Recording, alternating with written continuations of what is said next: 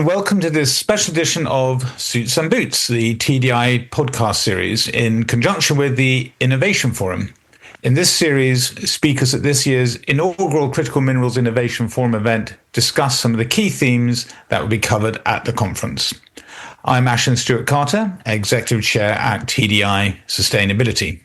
Artisanal and small-scale mining is a topic which is actually very close to my heart. I went down my first artisanal mine or digging or shaft or pit back in 1995 in Venezuela, and I've been visiting and studying artisanal mines ever since. In fact, I founded an organization, the Impact Facility for Sustainable Mining Communities, which was set up specifically to invest and formalize small mines in Africa. One of the reasons for doing this is because artisanal and small-scale mining is very often overlooked as a sector, as a formal category, and especially in the mainstream critical minerals discourse. Yet it's become central in both mineral supply and corporate sustainability narratives. Artisanal mining sources of minerals do fill supply gaps for materials in some supply chains, gold, mica, cobalt to a degree, and is emergent in others, such as lithium. They are very often buffer stocks too. When markets are tight, artisanal mines can produce rapidly.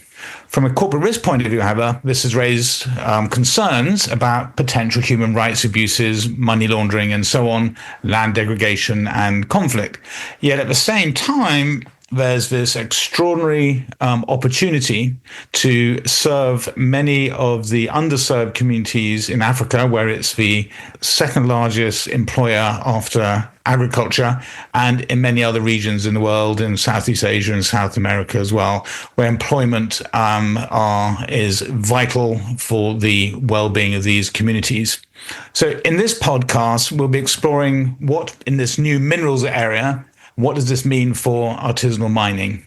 We're taking a pragmatic look at formalisation of the sector and drawing on case studies from our speakers' practical experience both within mining, but also more broadly examining how experience of formalisation in informal sectors apply in other supply chains to explore if lessons can be learned. So I'm delighted to be joined today for this discussion by Daniella Savic and Ian Walsh. Daniella is the head of international ESG compliance at the Eurasian Resources Group, ERG, which is a global metals and mining company supplying products to over 40 countries. In this role, she's responsible for shaping and managing ERG International's overarching sustainability program, overseeing the implementation of initiatives and strategies, ensuring a regulatory compliance, supporting regional ESG reporting, and actively engaging with the multi-stakeholder community to foster partnerships and share practices. So quite a full day of work. And she's also had diverse roles across the private, public, and tertiary sectors, including at UNICEF, at the Global Battery Alliance, which we talked about a little bit. And in 2024, Daniella received the most influential ESG Women in Metals and Mining Award in recognition of her hard and good work, passion, and commitment to making a lasting positive impact in the industry. Ian is Publishing Director at Innovation Forum, which is an events and insight business focusing on sustainable business issues. He has 2 decades of experience in communications and business, specializing in corporate ethics, sustainability, and environmental issues. Ian hosts the weekly Innovation Forum podcast and chairs the company's conference series. Innovation Forum hosts conferences worldwide every year on business critical issues, including critical mineral supply, commodity value chains and sourcing landscapes, sustainable apparel and textiles, and responsible sourcing and procurement. The company publishes regular content and podcasts and has a weekly newsletter with 30,000 subscribers, of which I am one. In addition, Innovation Forum works with companies to engage and communicate with their stakeholders through webinars, workshops, and in-person seminars. Welcome, Daniella and Ian, and thank you for joining us today. Hi, Ashton. Thank you. Looking forward to the conversation. Great. Well, I thought I'd start with a bit of a basic question, just to get us all and the audience on the same page. I can't help but think that the term ASM has lost some of its definition and precision. It's become a little bit vague. People have heard about it. They've heard about it before, and they have a sort of a sense of what it might mean, but it's almost like ESG or NGO or CSR or LTO, it's kind of lost some of its form, it's lost some of its shape. So from your perspective, Daniella, what is the best way to think about ASM as a category? Yeah, and I think that's a great way to set the scene, Ashton, because, it is indeed a sustainability paradox. And I'll explain later what do I mean by that. But as you rightly saw, I think we should take a step back and ensure that we have all the same understanding of ASM. So according to the World Bank database, we know that there are 15 million people based in India that worked as ASM miners in previous years, followed by China with 9 million people. And the DRC comes on the fourth position after Indonesia, with an estimation of 2 million people involved in ASM. And this includes all commodities, with gold being the most prevalent. Then I also believe we need to differentiate between what we call legitimate ASM and illegal mining activities. So at ERG, for example, we operate in areas where ASM activity is often the major source of income for many people. Therefore, even though we do not have ASM within our own supply chain, we do acknowledge the important role that ASM plays in supporting much needed livelihood. And in this context, we support a range of external initiatives to help improve the lives of local communities near our operations. Worthwhile noting that ASM often uses basic tools and methods with minimal mechanization and is performed by local individuals and communities. And in parallel, there is what we call the illegal mining activities. And these often corrupted and criminal organizations could invade LSM concessions or industrial mining concessions with industrial machines or armed groups to block the access and use violence, smuggling, and other illicit practices, including universal human rights violation.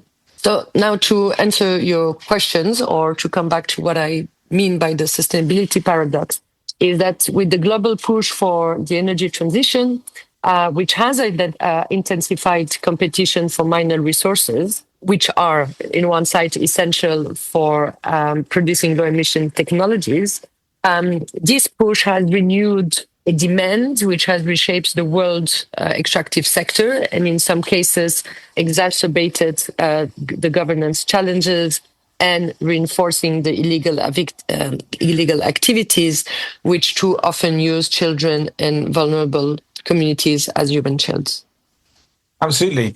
So the idea of, or the definition for artisanal mining is really kind of on a scale on how mechanized it is, when artisanal mining being the least mechanized. You mentioned one thing there is that artisanal mining is carried out by local communities, but in this new minerals age, when there's this rush for minerals, as you pointed out, won't that encourage migration? So is there a lot of movement in the artisanal and small-scale mining sector, if we can call it a sector? Or is the dampening of international commodity prices preventing that influx? Daniella? Yeah, well, no, definitely. We can see the influx on the ground, and that's another added issue that we need to mitigate or manage in collaboration with authorities and different development partners.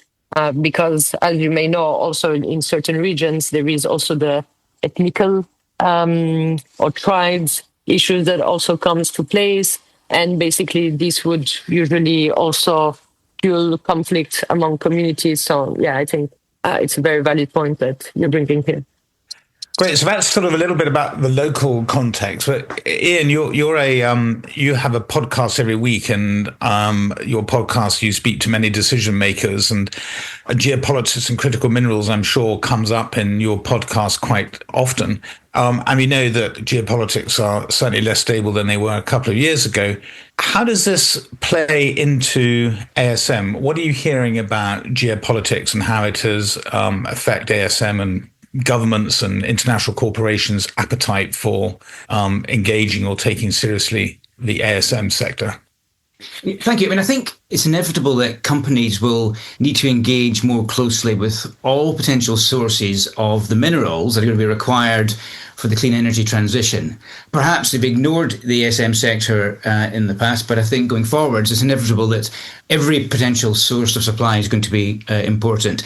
As Daniella outlined, there's a real scramble to meet demand right now. A report from the International Institute for Sustainable Development last December 24 concluded that artisanal mining sector has high potential for a greater role in sourcing for many of the key minerals that we're talking about for renewable energy and electric vehicles: cobalt, lithium, copper, zinc, etc., etc. So there's a real, I think, move towards accepting that the ESM sector is going to be very much part of the overall supply shed for these minerals. Global politics, as you said, clearly a time of uncertainty. And that does mean that, well, kind of two implications, I think. Firstly, inevitably, in a time of uncertainty, business tends to pull its horns in, less investment, just CFOs hang on to the money because they don't like investing in uncertain times. But transversely, I think also there is a requirement for, as I said, to really diversify supply. In uncertain times, if there are uncertainties over where supplies of critical minerals will come from, I think companies would be very wise to ensure that they have as diverse a supply chain as possible. Now, we're seeing impact from the Trump tariffs, inevitably impacting all global trade flows. There do appear to be some, of course, deals to be done to bypass tariffs or exempt some minerals and metals. I think perhaps there's a bit of an unintended consequence, rather, of what Trump's been doing, is that suddenly it was pointed out to the US administration that these tariffs might mean that all the critical minerals and metals that are required in the modern global economy and in the US economy may well not be as easy to get into the country if they are subject to tariffs. So we'll need to see how that all plays out. Something else that's interesting, I think, is the sort of sense of a rolling back of some global commitments to net zero and decarbonising of world's energy supply.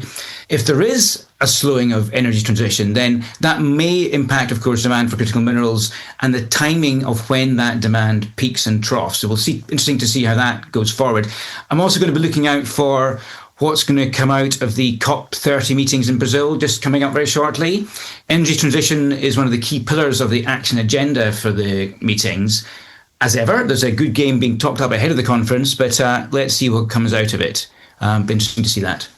When it comes to ASM, there isn't a specific ASM regulation, but that's implied through the various risks that people link to ASM. So I guess, Daniel, in your title, you're also head of compliance. What are the drivers that are driving attention on the ASM in supply chains, and in particular to actually formalize it?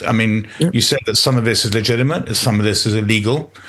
Why don't we just say that it's all illegal and there isn't such a thing as legitimate? What's the driver, and how can you actually distinguish what is legitimate from what is illegal or informal? Yeah, and maybe here I will bring my past experience into the table while I was living in different countries with UNICEF. But bringing ASM into the formal mining value chain is a complex matter, yes. But formalizing ASM could offer multiple benefits for various stakeholders, But first of all, it would allow hundreds of thousands of people to get out from poverty. And so by taking this as a basis, I think we can then better understand the indirect advantages that it could bring, such as for governments, this would mean integrating ASM into the tax systems. For the financial sector, that would mean more customers for bank loans and investments. And broadly, I think it should also drive some fairer prices for critical minerals. But with that being said, I think we should also take into consideration the trade risks that unformalized ASM poses, since eventually all minerals get mixed together at the midstream level of supply chains. For example, I can give you a concrete example. A recent U.S. Department of Labor report highlighted significant issues of forced labor in the DRC cobalt mines, which could have put the DRC cobalt at risk of import restrictions or even vetoes from the U.S. government. And this would naturally potentially affect the global clean energy supply chain. So we made the case, I think, or Ian and Daniella both made the case that formalizing informal sectors, and in this case, artisanal mining, can be a positive thing. But there are risks associated with these small-scale mines. And by that, I mean there are negative social and environmental aspects that are linked to artisanal mining that can then translate into risks for companies who source these minerals. Daniel, can you give us a little bit of background or a bird's eye view of what some of those risks are, and then perhaps talk about what are the models for formalisation? So socially, and I would say globally, not only in Africa, the most pressing risk is definitely addressing the human rights violation we see on the ground. And those are often being committed by those armed groups that I have previously mentioned, and who are supporting illegal mining activities. I mean, if you go and see what is happening, sometimes you will really see children and women where they're not only being exploited, but raped, while men are being tortured for not following orders, etc. So, I mean, that's definitely the most pressing and urgent risk to be mitigated. Then in pure ASM context, there is naturally the unsafe working conditions leading to hundreds of deaths yearly. And I would say also the ability to upholding the legal protection for these workers operating in an informal sector. But as you have mentioned it, Ashton, there is another set of risks that we tend to underestimate, and those are the environmental adverse impact that ASM is causing, and which have led to environmental disasters, and in some cases, even irreversible environmental damages, such as water pollution and soil erosion. And I think here the example of mercury being used in the gold ASM processing is a very good reminder. But then maybe to also have a positive note in terms of the number of initiatives who have supported ASM or the livelihood. I think research has shown that child labor in ASM context decreased, which I think is an important outcome and which reflects the industry and multi-stakeholder mobilization about this issue. Tremendous. As I mentioned in my opening remarks, I founded an organization called the Impact Facility. And there we have a couple of models we are working with ASM, on which we're working with ASM, one in the Congo called the Fair Cobalt Alliance. And there we are focusing on training workers on the ASM sites to essentially behave more safely. And ensure that there are infrastructure that prevents some of the accidents that happen. While in East Africa, over in Tanzania and Kenya, we actually have an investment-led model where we're investing into the ASM as legitimate organizations. I'm just wondering, Ian, from your point of view, have you seen in the cocoa industry with companies like Mondelez who are working with smallholders, what models actually work? Is it the investment-led model, which I know they actually do use out there, or is it more the capacity development and training model that can help us to formalise and make these informal sectors, including artisanal mining, safer? I think it's a combination, actually. I think something that's important is to find a way of legalising, in whatever sense of the word, the sector in context. So I referred to land tenure earlier. So find a way to ensure that the smallholder farmer or the artisanal miner, has security of tenure over where they are, where they're working. They know that it's theirs to work with, and they know that they have some security there. I referred to a IISD report earlier from December last year, and they conclude that legalising the ASM sector is key to moving it forward.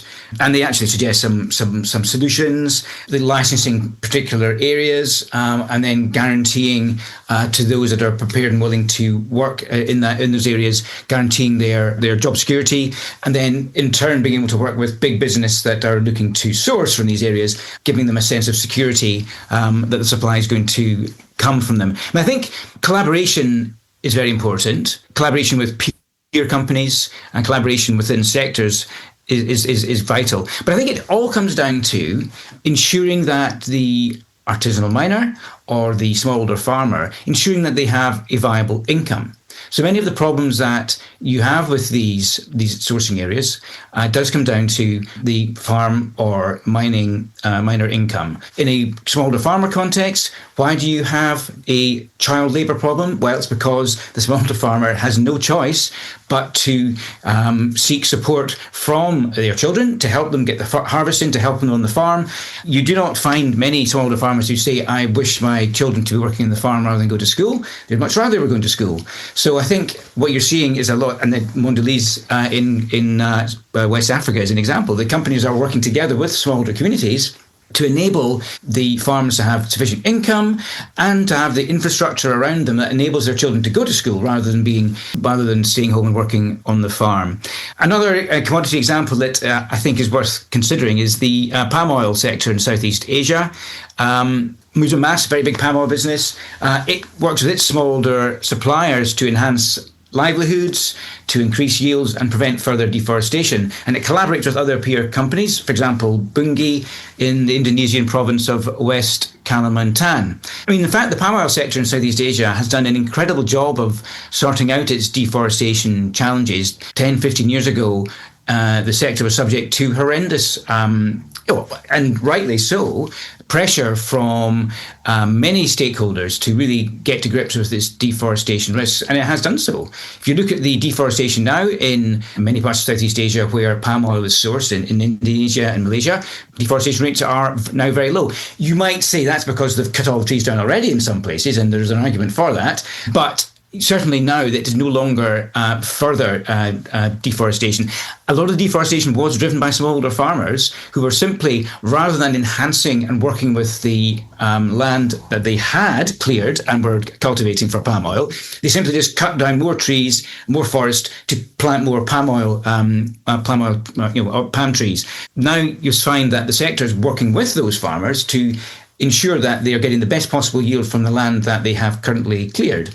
That's a really good way to ensure that deforestation rates come down. But to get back to your question, right, what are the models that work? I think it does come down to finding a way to accept that when you're working with smallholders or small-scale mining, you can't treat it the same as you could a large-scale plantation or a large mining facility. Necessarily, it's going to be treated differently, and you have to accept that and then take an approach that is appropriate for the growers or the miners that you are working with.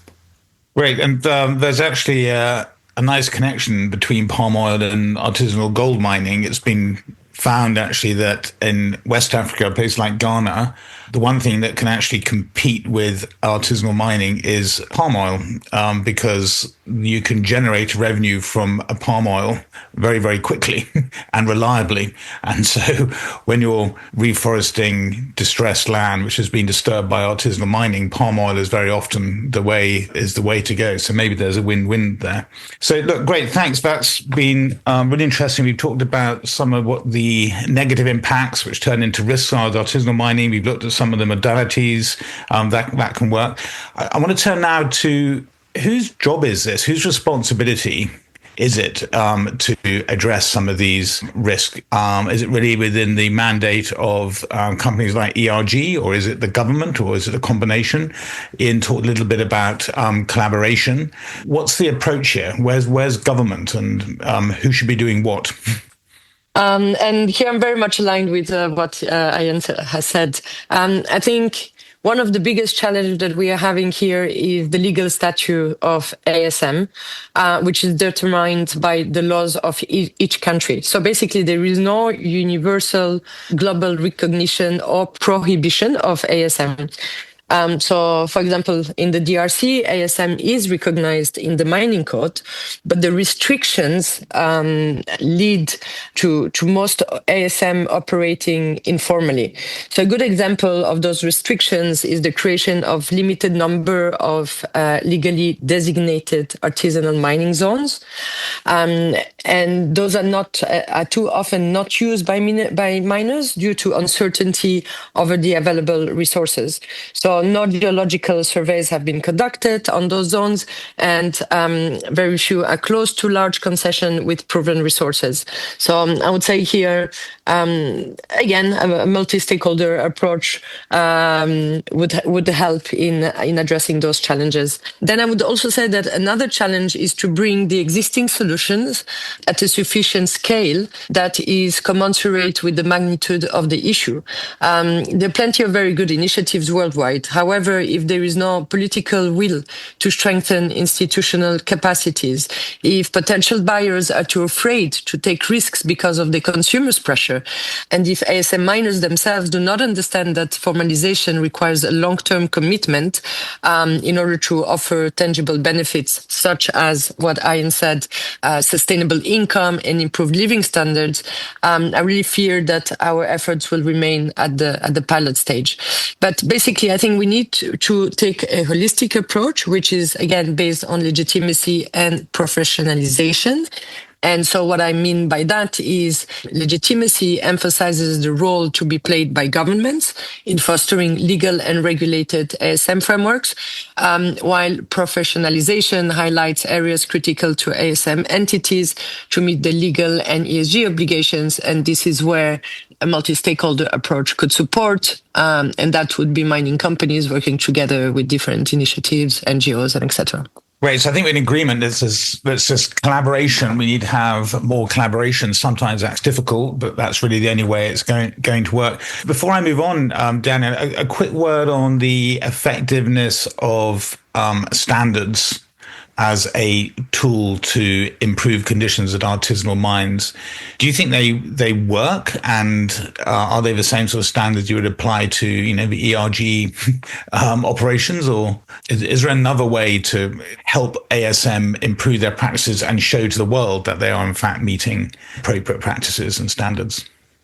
Yeah, and I think that comes back to what I was saying, right? It would tremendously help if we had standardized and universally accepted frameworks or standards. At ERG, we don't have ASM formalization standards per se, because I don't believe it's our role to dictate them or to establish them in silo.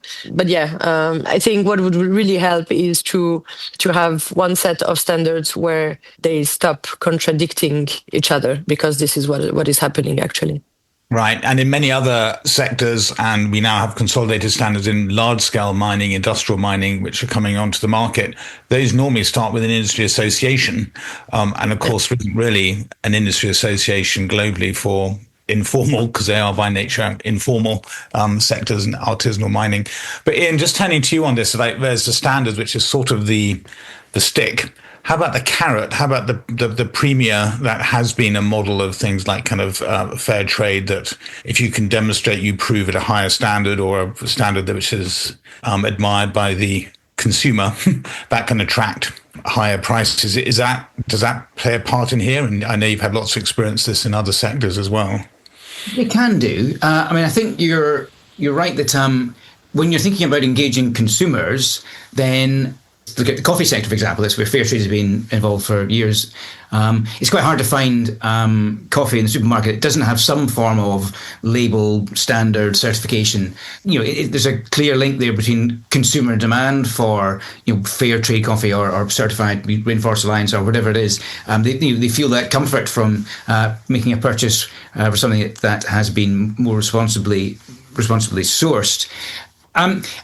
Premiums can work, but it's important that the premiums get back to the other end of the supply chain. We've talked a bit about collaboration, and industry associations can play a really important role. I mean, looking at palm oil, for example, the Roundtable on Sustainable Palm Oil has its own certification system and scheme.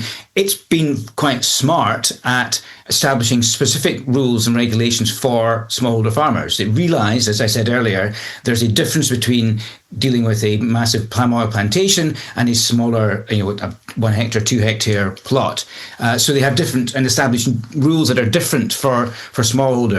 And that means that you're not excluding smallholders from global markets. I mean, the beauty of some certification schemes and standard schemes is that they enable and open markets up for smallholder farmers. So that increases the viability and comes back to my income point, because these things will only work if everyone accepts that The important thing is that ultimately the grower or the miner has a viable income. That then solves an awful lot of the problems that are associated with small-scale operations, whether in commodity supply chains or in mining. So, yeah, that's the thing that's really important. So industry associations collaborating with cross-sector stakeholders, but not forgetting that the key thing is income for growers or miners at the end of the day. But Daniella, before we go to the final questions on what does the future hold, is there anything that you'd like to add about how companies like yours, like ERG, can be encouraged to or can make their life easier to help artisanal miners formalise and become more responsible without taking on some of those risks which are very real in trading chains?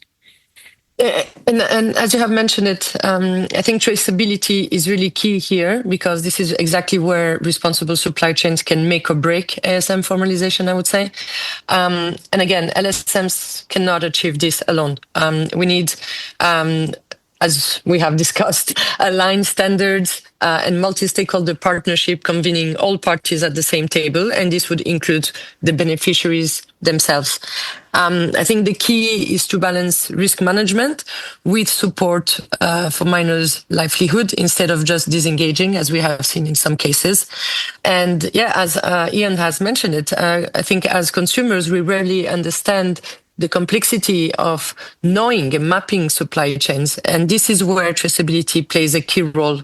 I would say the GBA battery passport tool, which was piloted by ERG, among other partners, members of the Global Battery Alliance, I think tools like that could really help us, as you said, mitigate risks, but also support more and more parties to take proactive stance on that. And so maybe just to explain what is this battery passport tool, basically this digital tool tracks and verifies the battery life cycle information for transparency and circularity. And basically you could retrace the minerals going there. And I think that's a great voluntary global initiative, and it would be awesome if one day it could integrate responsible ASM sourced minerals. Great, and maybe I can ask you to have make final remarks in response to this question about the future. You mentioned earlier on that you didn't see any or many initiatives working on artisanal mining being scalable. If you fast forward a few years, 5 years, 6 years, 7 years, what models do you see as being scalable or at least replicable? Do you hold some hope that there can actually be some progress? We must have learned something. We've been working on ASM for 30 years now. Give us some hope, Daniella. Right. I mean, again, there are a number of very good initiatives. FCA is one of them. I mean, as ERG, we have also been active through the GIZ led Cobble for Development initiative and etc. But yeah, again, ASM environments are very complex, and that's globally, with unique governance issues, vested interest, and varying levels of government engagement. So I think standardizing the definition of ASM and creating universal standards would really help us. And yeah, finally supporting also minor cooperatives, building the capacity to meet sustainability standards could facilitate the participation in the market. But also, I would say, commitment to longer term funding that would also help the different great initiatives on the ground being scaled up. Great, thanks very much. And the final word to you, Ian. In future, I think this is the inauguration of the Innovation Forum's Critical Minerals conferences. In future conferences that you hold on this topic, are we going to be talking about ASM, or are we just going to be talking about industrial mining and large-scale mining? Well, I think we'll be talking about both, really. I mean, as we said at the beginning of the conversation, there's enormous potential, and it's recognised by the sector for the growth in sourcing from artisanal miners. So I think we'll certainly see significant amount of conversations about that at the Innovation Forum's Critical Minerals Conference in London. But I think my key takeaway is really that the mining sector has a lot to learn from others who've engaged with small-scale suppliers. And I think we've talked a lot about the kind of transference of learning from dealing with small-scale suppliers, because there's so many of the challenges are the same: the labour issues, the income issues, the damaging of the environment, whether it be deforestation or impacting biodiversity. All those issues are similar in agriculture and in mining. So I would say that the sector needs to certainly come together and standardise standards. It's really important. There's no point in having different parts of the sector asking for different things. Think about data, not something we've talked about today, but data is ever more important. Companies require data to be able to enable the transparency and traceability that we've talked about. But if you have data points you're asking from suppliers, let's just make sure that everyone's asking for the same data. It can drive small-scale suppliers, drive them away from engaging in these matters if you don't make things easy for them. So think about what you're asking from suppliers and learn from other sectors. And I think Daniella made a great point about don't disengage. If you want to work with your supply chain to improve and to move things forward, as we've been talking about, don't disengage if there are challenges at the start of the process or indeed at any stage of the process. Engage with your suppliers, work with them to enable them to achieve what it is that you're looking from them. And that is the route to success, and success at scale. Well, very sadly, that brings us to the end of this podcast. You've heard that this is a very complex topic, and I think many subtopics to those topics. I feel we pulled out a lot of threads, but there's much more we can do to unravel this complexity, and hopefully we'll get a chance to do more of that at the Critical Minerals Innovation Forum later in the year. Please check out the rest of the special series of Critical Minerals Innovation Forum and TDI podcasts, Suit and Boots, on the TDI Suits and Boots podcast channel. And I'm sure Ian and Daniella very much look forward to seeing you at this year's event, where the conversation on ASM and in the new critical minerals era will be continued. And you can hear more about today's topic from Daniella and Ian. Thank you very much for listening.